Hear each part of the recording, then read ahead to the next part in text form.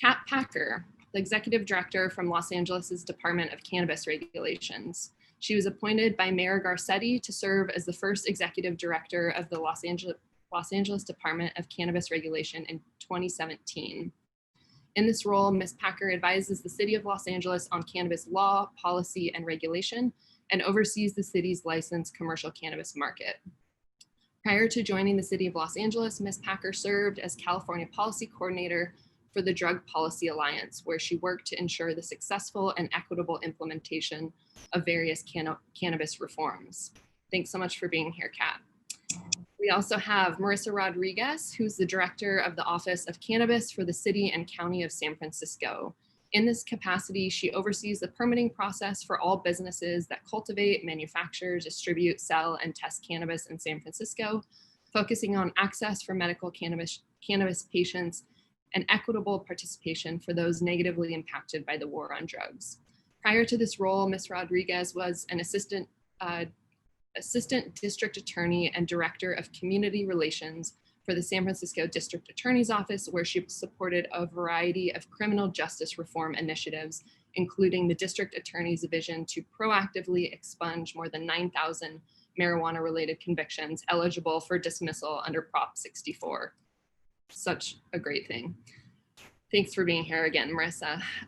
Finally, we have Greg Miner, assistant to the city administrator for the City of Oakland, where since 2014, he has overseen the nuisance abatement and special activity permits division, including the permitting of cannabis businesses in the City of Oakland. In 2017, Oakland was the first jurisdiction in the country to conduct a racial equity analysis of cannabis legalization, and the first jurisdiction to adopt a cannabis equity program to promote ownership and employment opportunities within the cannabis industry for those communities most impacted by the war on drugs. Oakland's equity program is designed to lower barriers of entry into the regulated marketplace by prioritizing the permitting of equity applicants, exempting them from city application and permit fees, and providing equity applicants with free technical and legal assistance, as well as no interest revolving loans. This conversation will be moderated by Max Esdale, our head of compliance here at Meadow. At Meadow, Max is responsible for tracking local and state cannabis regulations and ensuring our dispensary and delivery software moves in lockstep with California compliance. He also spends most of his time talking to dispensary owners and delivery operators to understand their needs so that we can build a product to meet all of their needs. Before Meadow, Max also opened the first craft brewery in China. We're so excited to welcome you all here for this conversation. And without further ado, Max, please take it away. Excellent. Thank you so much. I'm really happy to have everyone here today. Aria, could you just give me a nod if my camera looks okay? Is everything set up all right? Okay, excellent. So one of the things I've learned over these last few months, a little Zoom tip, try to keep the camera closer to eye level. I'd like to say I've definitely seen more nose hair on these things over the last 6 months than I'd care to admit.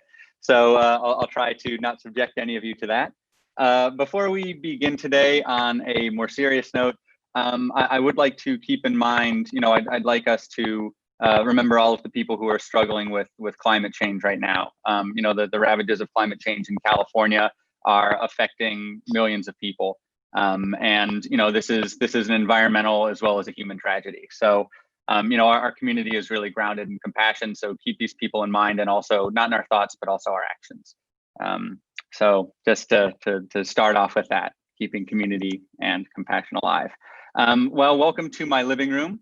I probably should have put smarter books on the shelf. It's probably mostly sci-fi.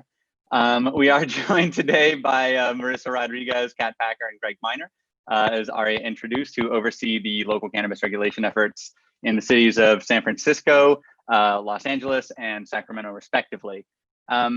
So to dive in here, just to sort of introduce the panel, cannabis has had the essential designation in California, and through this backdrop of COVID, this has been a major public health, economic, and budget crisis that cannabis has really taken a larger role than a lot of us expected that it might have at the outset. And that's left us with some very big issues to address and figure out how we relate to those, from racial equity to police reform to budget shortfalls. We know that enforcement was historically one of the biggest blunders ever, and extraordinarily painful. And so we want to cover some of the questions around enforcement and licensing, as well as around social equity. We know that funds from Senator Bradford's bill are starting to be deployed now finally, and we're starting to see more equity licenses and programs coming online, both in California and in other areas of the country. And also we're seeing the existing operators and licensees sort of navigating this patchwork. There's a bit of a quilt of tax rates and regulations and rules across the state. So I was hoping to start off with Kat, if you would be able to let us know, and also Marisa and Greg in turn, if you could just describe for us how it is that you see your role. Like what is your job in your own words, if you would, if you could describe for us. Two words, sometimes managed chaos. But good morning, everyone. I'm glad to join folks and to see everyone's faces. I so wish that I could be in Northern California with all of you. This is one of my favorite events to attend.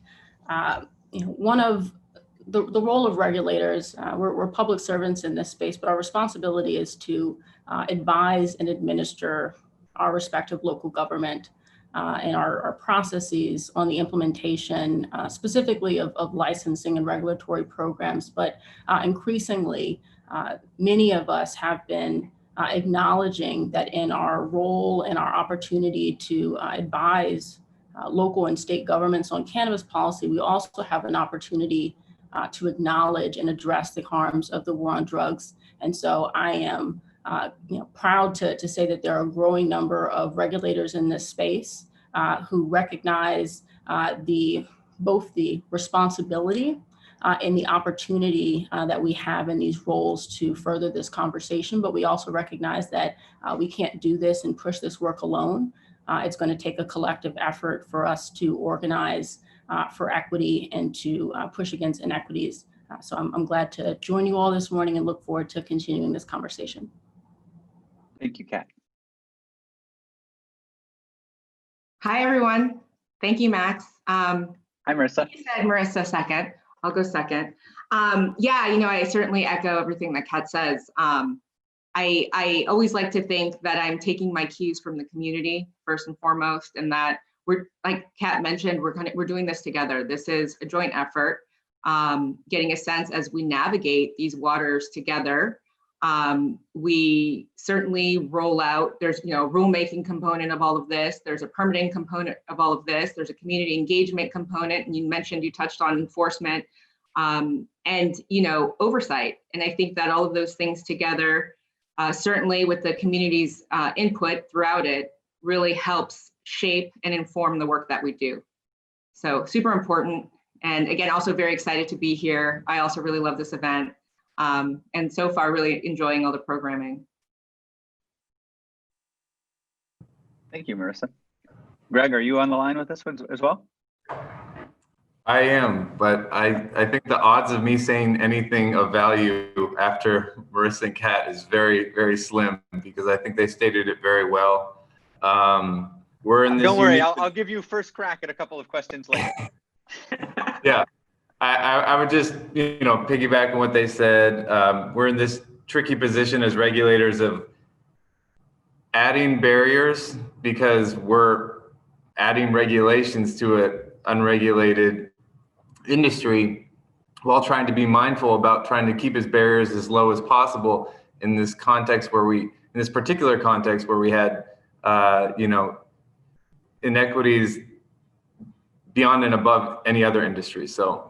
But again, as I just demonstrated, there's no way I can articulate anything as well as Marisa or Kat. So I'll just put myself on mute and turn my camera off. I appreciate that, Greg. Well, no, don't tune out just yet. We still have more questions. Then maybe if you would be able to take it a little bit further for us, what's new in your city? What's new in Sacramento that maybe attendees should be aware of, or what are you working on now that that needs support or that the community could help with potentially? Well, not much. We solved everything. Everything's good. We'll see. So in Oakland, so Sacramento can't speak to so much, but Oakland, thanks to some of the state grants we have now, we've launched a grant program. We've increased our no interest loan program. We launched one cool project we launched this month is funding 2 different shared use manufacturing sites to help equity manufacturers transition to a compliant space, and not just be in a compliant space, but get support getting their product to retail. So very excited to see how those projects unfold.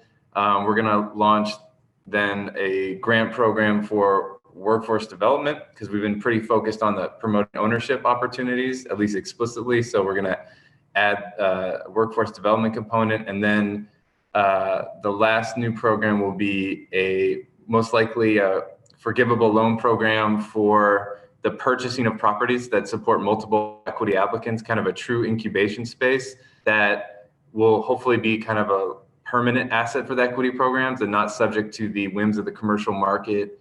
So that's pretty much what's going on right now. But obviously in the context of transitioning this industry and all the different challenges, and then, oh, by the way, we're in a pandemic. So, a couple things going on along those lines. Quite a few things to be balancing at the same time.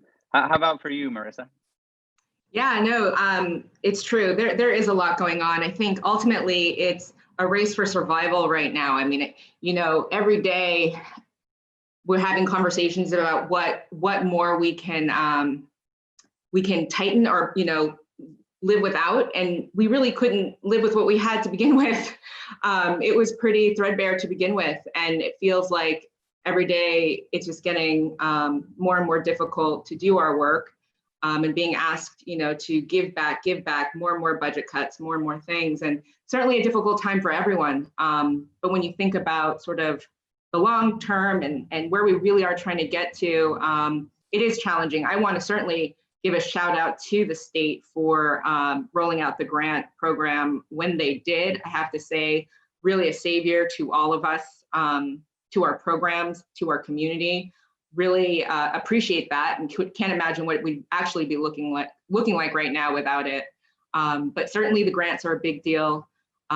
We are, working on other projects with certainly through a racial equity lens, which I have to really thank the leadership of San Francisco. Right now, we're really taking advantage of, a lot of the conversations that are happening today that I think we're going to have later on in this discussion, but really an important time to lean in. And even though we're experiencing a lot of challenges and resources feel slim, we're continuing to have these important conversations.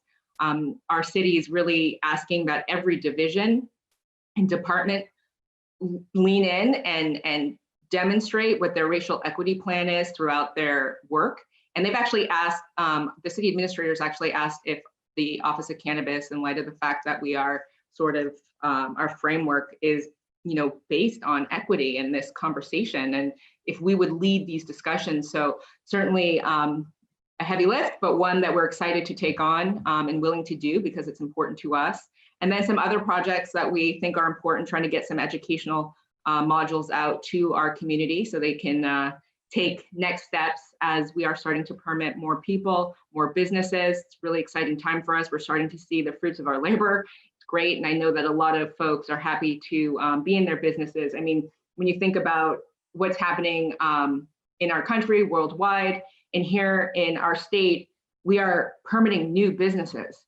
That's huge. And I look forward to talking to you, more in this conversation about what that means, and to be deemed essential and how important that is and the impacts that will have, hopefully lasting. So it's an exciting time, a scary time. It's a lot of feelings, right? And then just, again, trying to sort of survive and stay afloat. And that's what we do. We are resilient, this industry, and we will make it through. We will survive. That's what we do. And, even for us regulators, it's the same. Thank you. And Kat, how about for you in Los Angeles currently?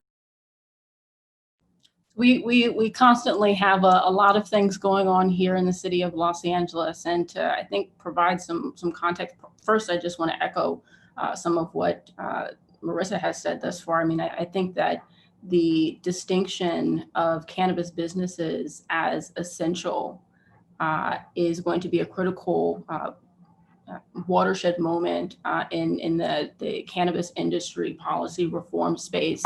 I mean, we're in this moment where cannabis businesses were deemed essential while simultaneously we're in a public health pandemic, increasingly recognizing that cannabis policy as it exists today is a public health crisis. And we still have cannabis considered a Schedule I narcotic.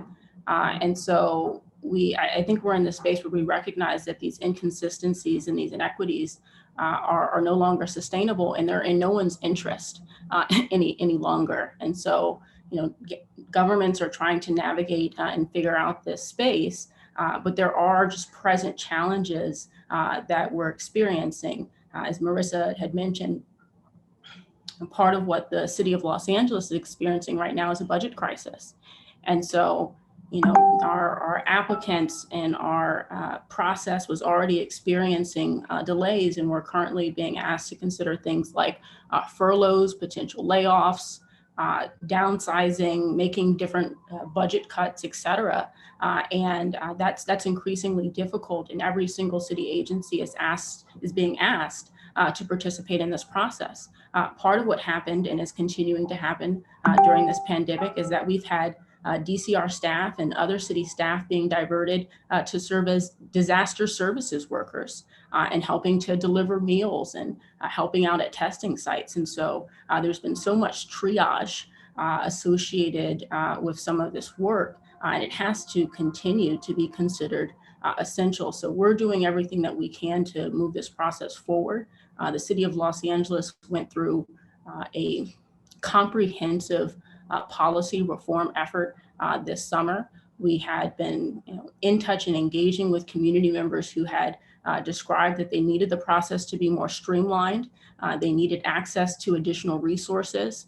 They wanted to make sure that social equity applicants had true ownership of the business. And so we made significant policy reforms to our program. One of the ones that I want to make sure that I'm touting is the fact that we have made retail and delivery licenses exclusively available to social equity applicants until January 1st of 2025.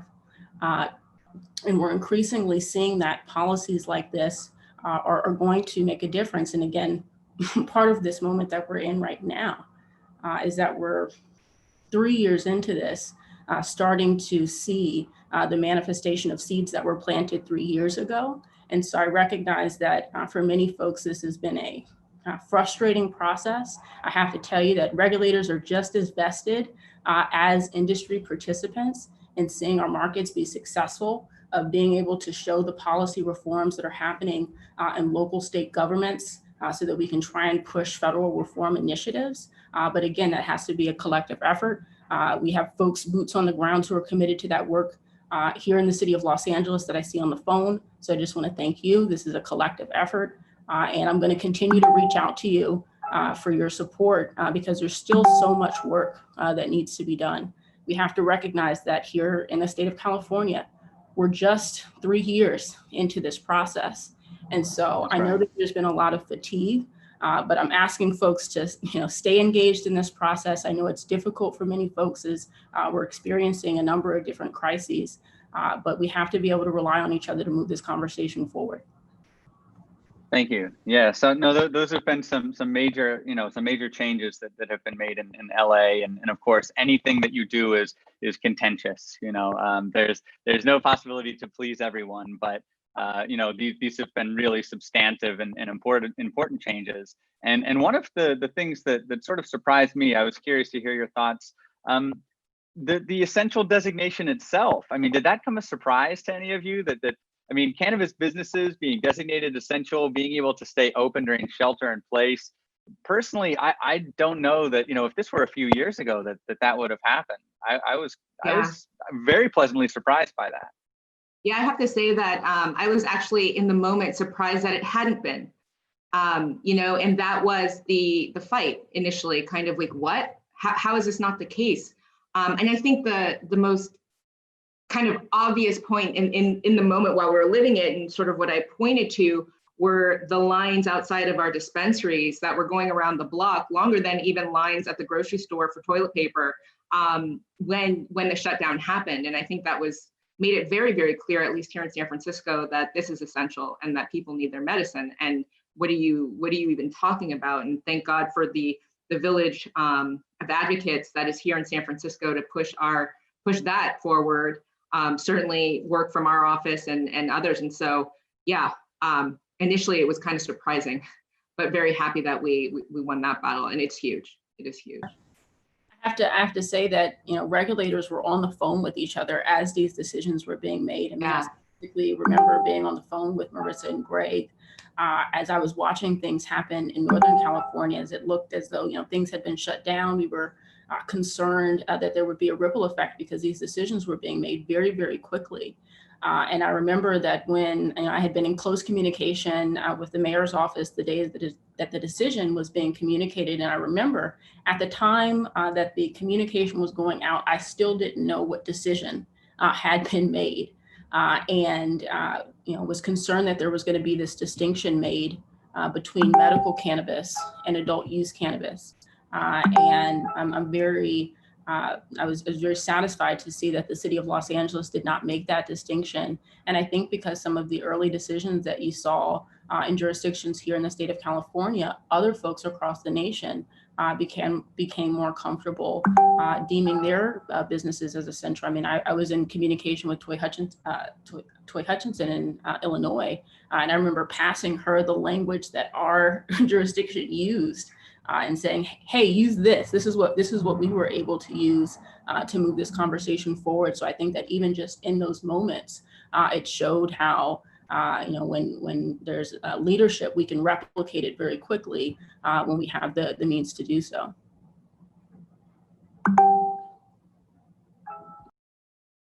Thank you. That's actually a great segue.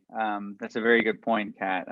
You know, there's ballot measures now that are going to be, you know, across the state, across the country, you know, a few cities in California. I mean, as legalization is making its way slowly, maybe slower than we might like across the globe. And as you mentioned, you know, I think there's this sense of fatigue, even though it's only been 3 years. It's like, you know, running a marathon at a sprinter's pace. I think a lot of people just feel tired. It's been so much activity and still so much more to go. You know, what advice might you have for cities in California that are just setting up a new program of regulating and licensing and taxing? You know, how should cities begin to think about this in terms of, you know, making sure that they're creating access as well as economic development? Like, how do we start with more access as the default instead of maybe having to claw back? Yeah, I'll jump in. God, I mean, there's so many things to think of, and of course, hindsight 2020. But yeah, I mean, I always kind of lead in these conversations as people reach out all the time, kind of, and especially more recently as jurisdictions in California are thinking, wait, maybe cannabis is the thing we need to kind of survive these difficult times. You know, I certainly, you want to start with your historians, right, and understand your landscape, you know, and really get a sense of community, get a sense of the people, get a sense of the story.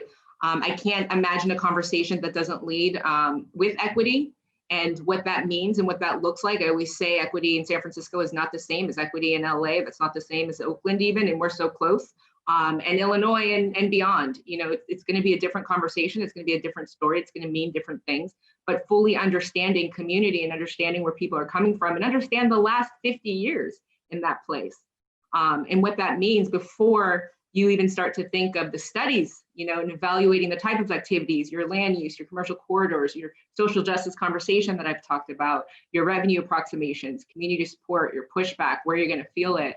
And then most importantly, certainly following the money, that is huge, and resources to back and support these programs are essential. And, you know, many governments and jurisdictions shy away from the money it takes to support these programs in a meaningful way for whatever reason. number of reasons. But really, I think if there's a true understanding that not only would we have been cost recovery in maybe the first 2 years, and again, I really appreciate Kat mentioning, 3 years is not a long time.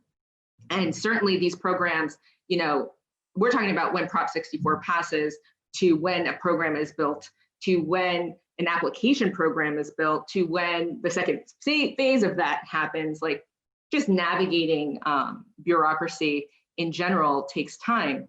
All of these things, but we would be cost recovery probably certainly already had we been funded the way that I think would have been healthier, and certainly revenue driving. And all conversations around taxes and other things would be very different, I think, right now.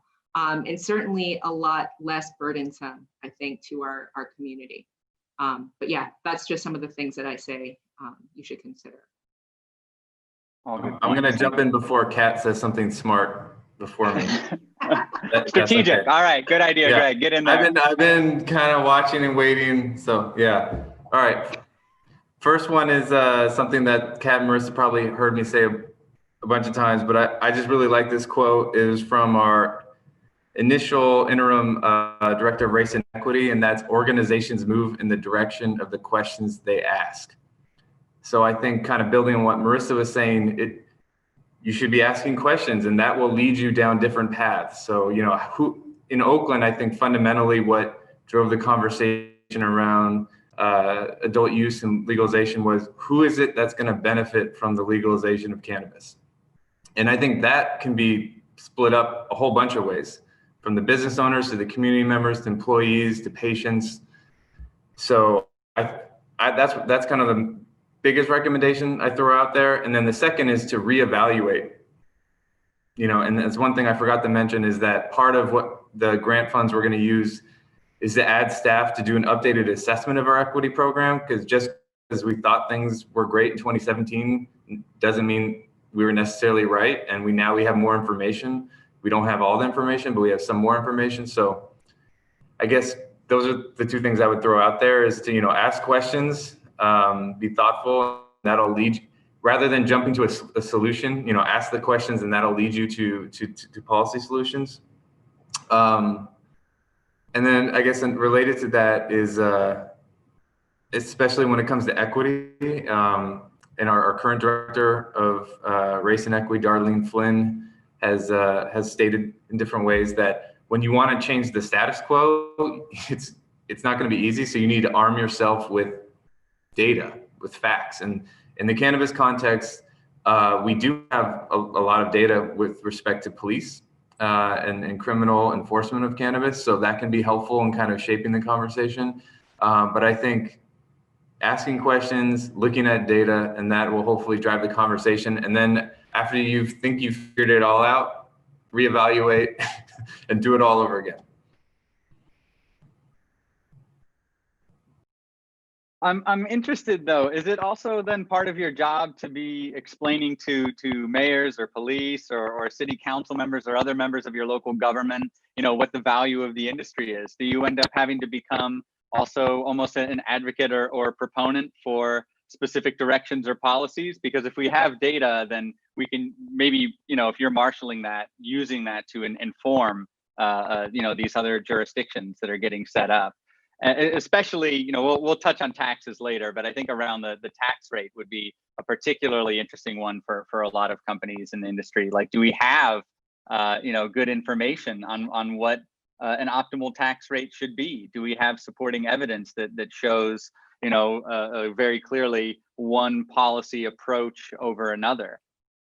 It seems, I'm not sure, if we have any thoughts on that. I could say back-to-back dumb things if no one else is gonna jump in. I love it. Keep it coming. Okay. Take it away. No, you're doing great. So I would just, on your first kind of question, I do think that it is helpful for us to serve sort of like as a bridge, because it is a business, but it's very different than any other business. I remember our former colleague, out of Sacramento, I'm blanking on, it's Joe, right? I'm blanking on his name at the moment. And he talking to Joe Devlin was talking to his building official about cannabis, and he was saying something to the effect like, well, do you remember the last time we legalized cannabis? Exactly. This has never happened before. Like, it's only a once in a generation thing. So I think like our revenue staff or building staff, they can get very frustrated. They're like, well, why are we making all these special changes, and why are we doing all this extra work? And in the end of the day, are we even benefiting, you know? And I think it is helpful because we are more directly engaged with the industry to have a little bit of more of that perspective. We're in this unique moment in time where we're transitioning an industry. So we have to, you know, take that into consideration. And then in terms of the tax rate, I think Marisa and Kat have it totally figured out. So I'll hand it over to them. I'll just comment that I do see my role here as serving as a bridge between many different stakeholders in this space. It's the industry and the government itself. We engage with community. I mean, as local regulators, if there's an issue in the community, they're probably not going to call the state licensing agency. They're going to call their council member. And there are 15 council members here in the city of Los Angeles, and those council members are going to call my staff of 29. And we have a population here in the city of Los Angeles that's larger than half of the states here.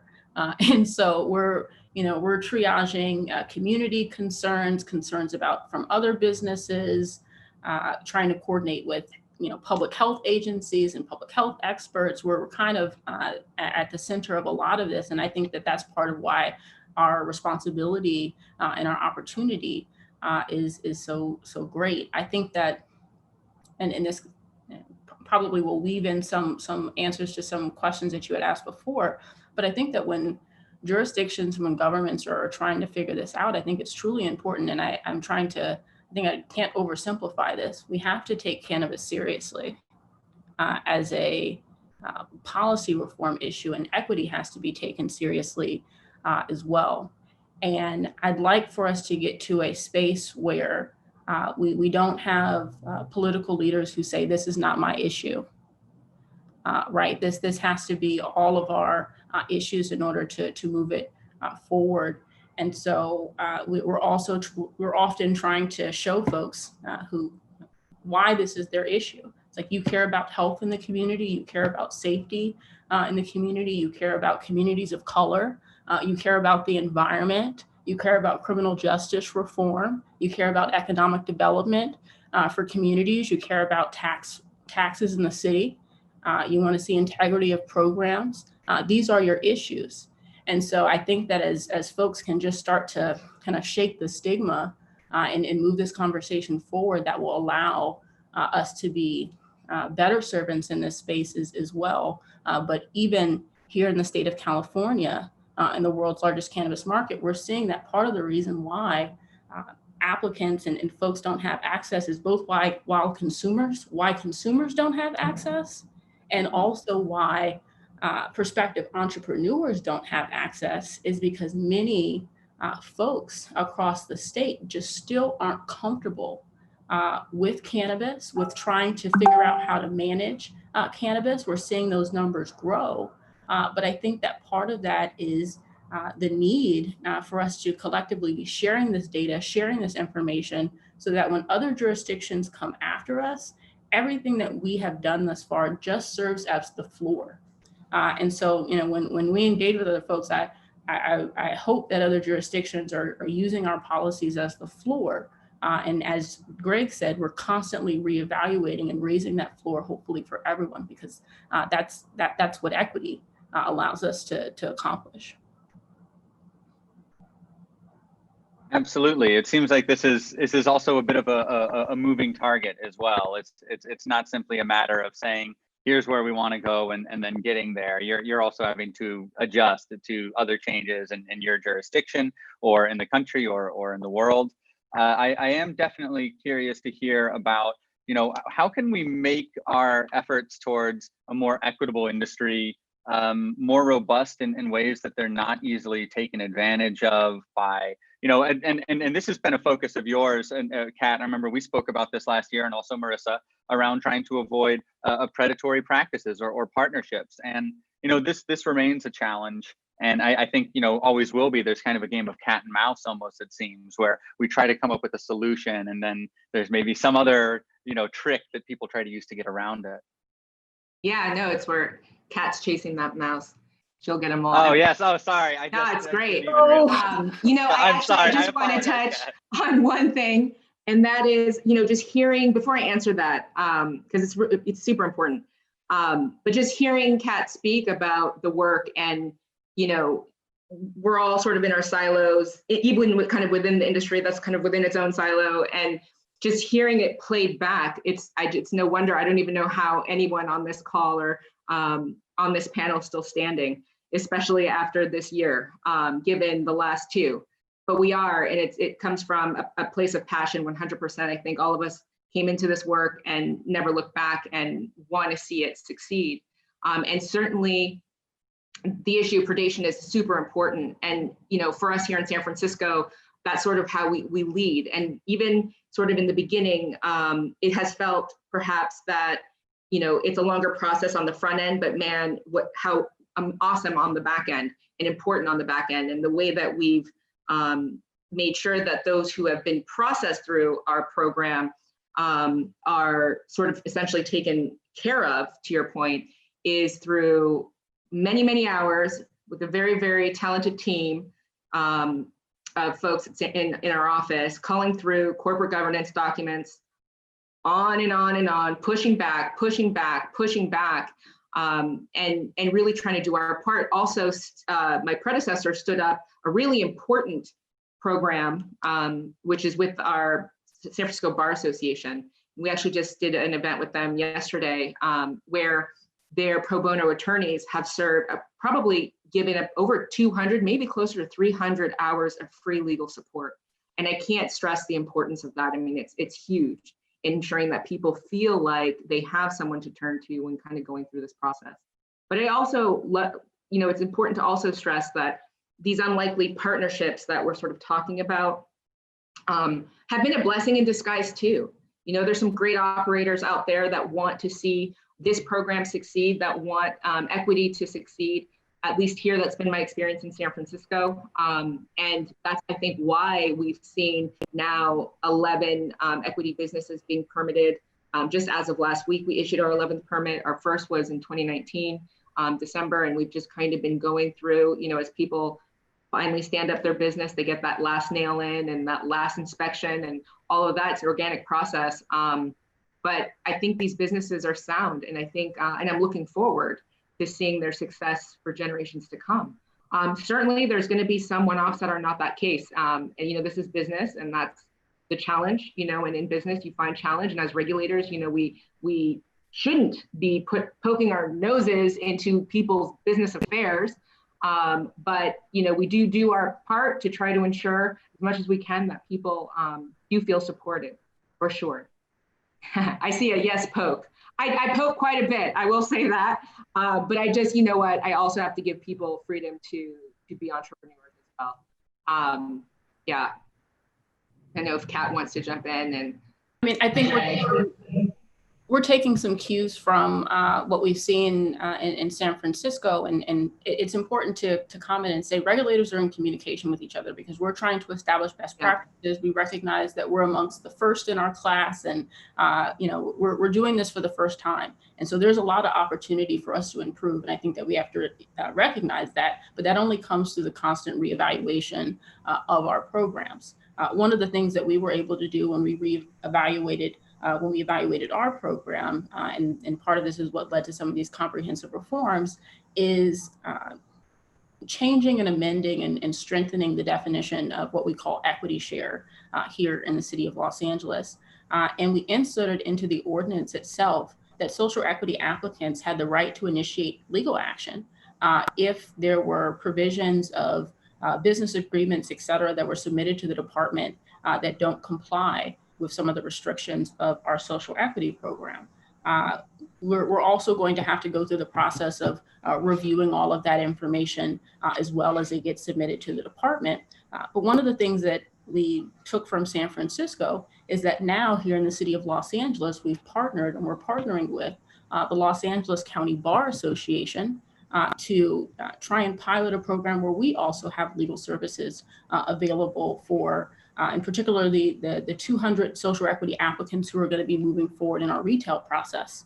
And so we have 200 applicants who met our definition of social equity applicant who this month are going to be moving forward in the temporary approval process, and they're going to be submitting new information associated with their business, and the information that they submit has to comply with this new definition of equity share. And so I think that that's going to go a long way in trying to prevent or at least discourage some of the practices that stakeholders had raised concerns about previously. The other thing that I just want to plug, because there's a lot going on here in the city. If anyone is interested, if there are attorneys in this space, or if folks have attorneys who are interested in serving and being a part of this panel here in the city of Los Angeles for the Bar Association, please sign up for our email alert so you can go and visit the Los Angeles County Bar Association's website. But we are looking, I know that they are looking to fill a bench of attorneys to help support this particular service to our social equity applicants. The other information that I want to plug right now is that everyone should go to cannabis.lacity.org. If you are interested in distribution, testing, manufacturing, or the delivery license. Of course, the delivery license is only available to our social equity applicants here in the city of Los Angeles, but I would sign up for our email alerts because we're going to be making some important announcements next week. And that's all I can say at this time. Ooh, If I could exciting, just a little also teaser. add one quick thing as well, just from the notes, I just want to say you can also, if you're interested and if you're from the Bay Area and you want to provide pro bono support to anyone in San Francisco, and heck, why not even in Oakland, we can talk Greg offline. Just go to our website and you can either reach out to, just shoot us an email and someone from the staff will set you up, or you can also just directly contact the Bar Association. A woman by the name of Princess Bustos can help. I know that people have capacity issues. Everyone is feeling it, and certainly giving free time is tough, and I'm not expecting it of everyone. Certainly, you know, as a public interest attorney myself in my day, it's not always easy, you know, so certainly just if you can, and if it's something that you're able to do or know someone who might be, please connect them because it is super important.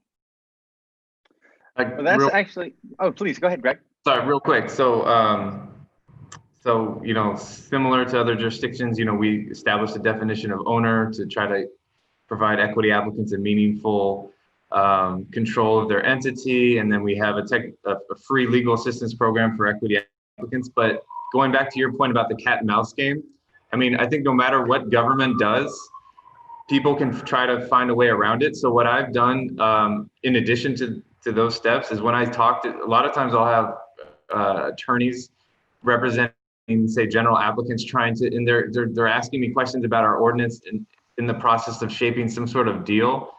And I share with them, okay, yeah, this is the letter, but here was the intent behind that. And you are in a position to shape this deal, not just to satisfy our ordinance, but to actually satisfy the intent. So I think it's beyond just government and what we can do. I think in things like providing pro bono, that's great. But even if you're not, so even if you're advocating, say on this, you're representing a general applicant, if you're a general applicant, or if you're an attorney advising a general applicant, you can play a role in helping fulfill the intent. So I just wanted to share that because I think, yes, to some extent, it's always cat and mouse. I mean, President of the United States is dancing around the tax code, you know, so there's only so much government can do on one level. So I think it's helpful to have the private sector also supporting those efforts. That actually brings up an interesting point because, you know, there's a letter of the law and intent, and, you know, that can change over time. And, you know, for example, we have Prop 16, which will be on the ballot this November. And I'm very interested in, you know, usually a lot of the coverage around that is things like government contracts or college admissions. I'm really curious if you've thought at all about, like, you know, American voters are obviously notoriously unpredictable at the ballot. So I'm not going to say, oh, which way it's going to go or one or the other. But I am definitely interested how that maybe is figured into your thinking about equity. Could that maybe, give you more leeway, give you, sort of supercharge some of these programs if they're able to be a little bit more explicit, both in the letter and in the intent of their laws about, who they're trying to benefit, instead of trying to figure out like approximations that can fit into California law. If we could change California law, would that then improve those equity programs and in their outcomes and their application? That's just a question, but I'm not sure. Yeah. Well, I think that certainly lends itself to your earlier question about, jurisdictions thinking about doing this and starting from scratch, so to speak.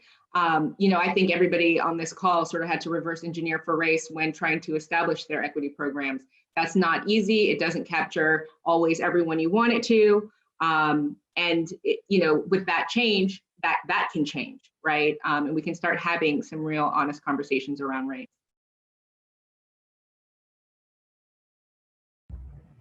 I remember when we had a council meeting that led up to the equity analysis in Oakland, and our director of race and equity was speaking, and then our city attorney's office was running around behind the scenes saying, she can't keep talking about race. She shouldn't be talking about race. It's like, that's going to be a tricky one because her job title is the director of race and equity. But we'll work on that, So I think it may be a little premature to say how it'll affect us, because I kind of want to see whether or not it passes. But the status quo is a bit restricting and kind of silly in that sense that we can't even acknowledge, reality in a lot of ways. Yeah, I think silly's a good word for it. Part of I was on a panel yesterday with some folks where I had articulated that we have a social equity program right now, and dependent on some of this legislation that could get passed, the city and other jurisdictions might be able to start talking about racial equity, with intention. But I think that some of the frustration, particularly from communities who didn't need to see the data to know who had been impacted, is that they're looking at some of the folks who are qualified social equity applicants, or being called social equity applicants here in the city of Los Angeles and in other jurisdictions across the country, who have developed different types of eligibility criteria. And they're saying, how do these folks get to qualify? I know that I was impacted, my community was impacted. And I think that if we're able to be explicit in who was harmed, then we're going to be able to see different outcomes as well. But it is important to acknowledge that today here in the city of Los Angeles, we have a social equity program and not a racial equity program in terms of our commercial cannabis and licensing program. I do want to state, though, and I'm very excited about these initiatives that are happening here in the city of Los Angeles, that similar to the city and county of San Francisco, the city of Los Angeles has just developed a Department of Racial Equity. And so we're very excited to be able to partner with this particular office. The city of Los Angeles and the mayor has also announced an executive directive specifically on racial equity, where all of our departments also have to develop racial equity plans. And part of that plan is essentially trying to prepare for what would happen if Proposition 16 were to pass. And so I'm very excited about the intentionality that's going into the programming that's happening here in the city of Los Angeles. I'm very excited to see that the city has created and established a Department of Racial Equity. And that's going to allow all of our city agencies for it to be a citywide effort. And that's critically important because even as regulators trying to help our applicants navigate through our process, it's not just our process that they have to navigate through.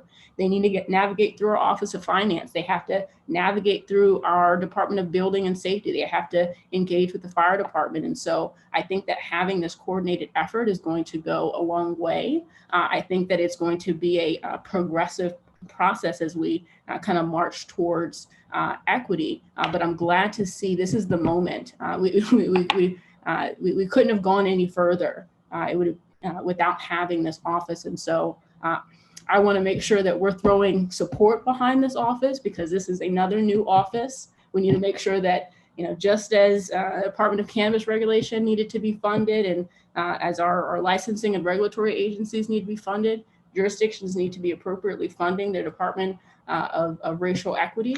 And that's what's going to allow us to further this conversation. Excellent, thank you. And how about in terms of another change that we see coming? Prop 16, of course, is still up in the air. And I wanted to thank Max Michalonis there. You threw in a clarifying statement. I realized I didn't actually give much background on it. We also have the consolidation of the regulatory agencies coming. Do you think that will have any impact on how you do your jobs, or what kind of changes would you maybe foresee from that? I think it's scheduled for next July for 2021 now. It was going to be earlier, of course, because of COVID, it's been delayed. But do you think that would maybe have any impact on how cities regulate or interface with the state?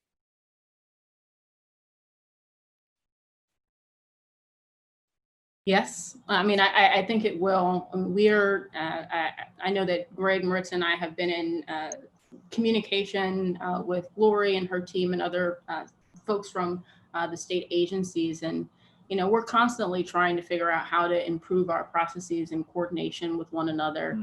And the reality is that when you have 3 different agencies who are serving the same population, and certain folks have different definitions sometimes in the regulations, some folks are using different systems to collect information from applicants, it can just make things a little bit challenging, particularly as we have to scale. I mean, we're the state of California here. And so I do think that this shift is going to be beneficial to local regulators. I think it's going to be beneficial to applicants. I think it's going to be a process just like everything else. And so I wish the state the best of luck as they go through this process of trying to merge agencies, because I can't imagine that it's an easy process to do. And so I would encourage you all to continue to share information with the state with your recommendations. I know that they've been soliciting public comment about that process. But I do think that it's going to be helpful to go through this consolidation process. I think one of the things we're starting to see already is the lean in with equity, with social equity programs across the state, and just feeling like they're more accessible, much like the local jurisdictions. They're wanting to interact more. I know Lori's doing a lot of work in that space right now. And I also, if I can, Kat touched on a lot of things in her last statement. And one of the things I just do want to stress, one, really, again, just really excited to be here. And I know, I just want to make sure our energy is strong as we wrap this panel, almost about 10 more minutes left, maybe just a little less. But we continue to refine not only the permitting process for cannabis, I think for our local jurisdictions as a whole. I mean, we just can't help but shine light on parts of the process that could use more support. And so it is an incredible opportunity that cannabis has had to, one, be able to kind of show how important it is that we need to be here, that we need these programs, that we're shaping government process and making it more accessible. But we're also an example of true intention, an example that if government first recognizes that there's healing to be done, that there was an error in our ways, and that we can correct that, and we can put laws in place that move us in that direction, that now we're realizing the fruits of that. And quite frankly, it is not, when you think about 50, 60 years and an impact that laws have had, 3 years and starting to see things turn around. I mean, in San Francisco, our existing industry on the retail side is about 34 MCDs, medical dispensaries. And today, this time last year, we had 0 equity businesses. The year before that, I don't know who was even talking about it. I'm sure many people, but it just wasn't something that, people who aren't in the cannabis space even had thought of or heard of.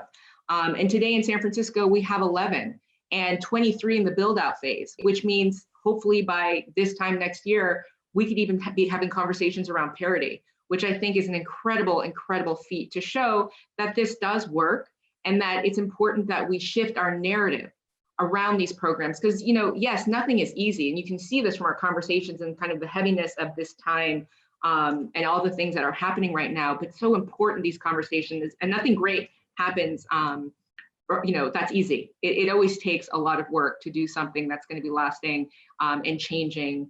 And it's an exciting time. It's a difficult time, but I think it's really important to see that, wow, with true intention, these things can.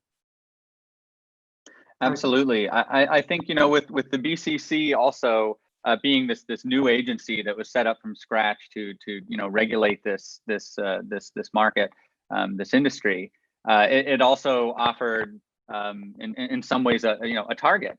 And I mean, you know, we've seen the BCC fighting off demands for information from federal agencies.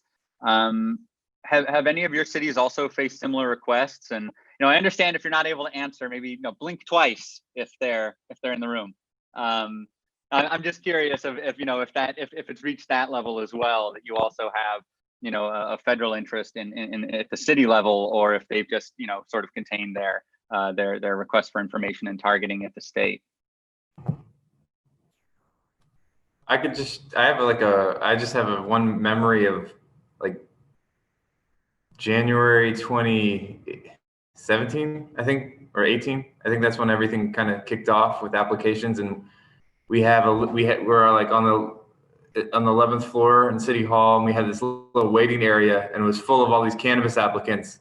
And then there was this guy who was a plainclothes police officer from a nearby city. And it turns out he's on the DEA task force, and it's like, and he wanted information on a cannabis applicant, but for totally different purposes. And it's like, well, if you came here 2 months ago, maybe we could have given you that information, but it's 2017 and things have changed. Or if you came here a couple of years ago, and he was upset that we wouldn't give him anything beyond what was publicly available. So I think that's just like one silly example, but there's still a lot of, because we have, you know, still federally prohibited, we have this kind of dysfunctional system going on. And so there's a lot of, but I mean, in general, I don't think there's been a lot of federal enforcement. I think there's been maybe one action, at least in the last couple of months in Oakland, but that's usually for interstate trafficking of cannabis. So, but with respect to, like, I mean, our most high profile example was our largest dispensary, Harborside, was sued by the federal government, and then, or their landlord was sued, and the city stepped in, and eventually the Department of Justice dropped that case. So generally speaking, there hasn't been a lot of intervention to my knowledge. Same in SF. Okay, good. Well, that puts my mind at ease a little bit. Thank you all for letting me know. I was almost hoping that plainclothes police officer was there with the applicants. You know, maybe he was changing his career choice. He had a epiphany. I was actually quite curious. We're running out of time. You know, just have time for maybe another question or two. Just a quick question. Do any of you have any sense of any numbers, perhaps, on what the percentage of, you know, cannabis commerce in your jurisdiction is unlicensed? You know, do you have like an estimate or a ballpark? I'm just very curious about this, you know, for various reasons. I mean, I don't know how feasible a goal it is to measure that or to use it as a metric for improvement, but I figure it's probably, you know, it could be a very relevant thing to try to know or understand in this process of regulation. Yeah, I think it's easier to measure. So before 2017, we only had 8 permitted cannabis businesses in the city of Oakland. So if you look at it from that perspective, we have hundreds more that are permitted. Obviously, there's plenty more that are not. So there's a tremendous amount of cannabis activity in Oakland, and that's part of our challenges, you know, lowering barriers of entry and trying to bring people into compliance. But we're not in a vacuum, because there's state taxes, there's 280E, all sorts of other challenges. So it's that's right. I think a lot of voters, when they saw Prop 64, they didn't know the 64 stood for the average price of an eighth after it passed. So of course that maybe has move some people to different avenues. It's okay to punt on that one. I figure we don't necessarily really have a great answer on that. But just to wrap up, if you want, if you'd like to just quickly give us like, what are your goals for the next 3 months, 6 months, 12 months? I know that seems like an impossibly long period, but what should we be looking for if you want to, what do you hope to maybe accomplish as your North Star, your metrics that you're looking at in the near future here? Well, I certainly think continuing on this permitting journey, wanting to get as many people through the process as swiftly as possible. We also have about 162 supply chain permitted operators, and I think between 50 and 60 legacy operators are currently permitted. And then I mentioned the 11 equity businesses that just came online. And so we referred over 110 applications to our planning department. So there are people navigating this process. There are a lot. And so there is a lot of activity, to Greg's point, in San Francisco. And I'm certainly aware of some illicit activity as well, and regulated activity as well. And again, I think it's all about continuing to engage our community. We have an oversight committee that's been outstanding, certainly leaned in a lot with our grants. We want to get that money out the door, and hoping that in the next few months, that's going to be a possibility. We've already started the process for finding TA support for our community. So when that money gets through, hopefully people can get through the process a little bit faster. And then, continue to be supportive of the industry around, I know we didn't talk too much about taxes, but wanting to continue to be supportive of that fight and that effort. In San Francisco, we do not have a cannabis specific tax yet. Prop D was that tax. Right now, we are in a process of pushing that back, deferring that tax. So hopefully that ends up being the case, so people can still survive these times. Reminding folks that the industry didn't have the same, they're small businesses that didn't have access to support during the pandemic. They didn't have the same aid made available to them, but man, taxing them seems to be popular. And it's kind of like, we need to kind of reevaluate that. That's going to be an important conversation for the next few years as we all try to reel from this experience. So just trying to keep our eyes on the prize, keep working, hope we don't experience too many more cuts, because that would be devastating, I think, for everyone. Definitely.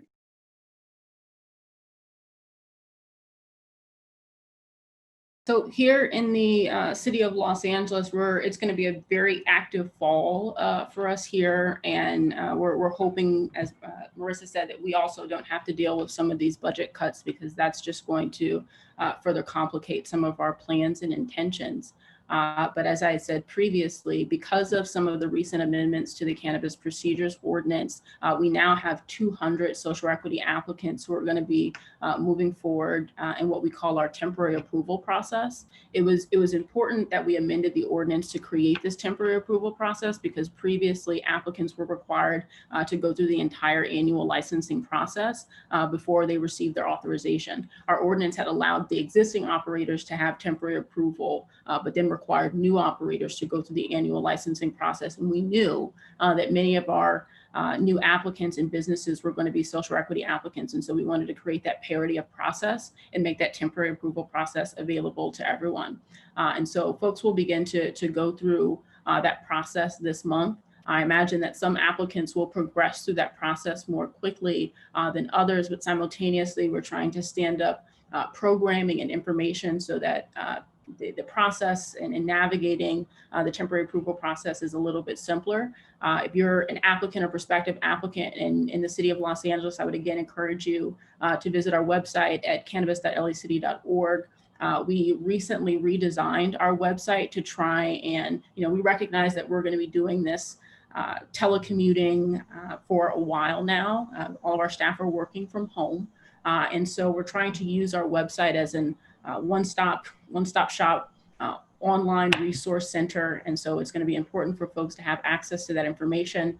We went through the process over the last several months of creating 40 different new documents, forms, packages of information to specify each different process.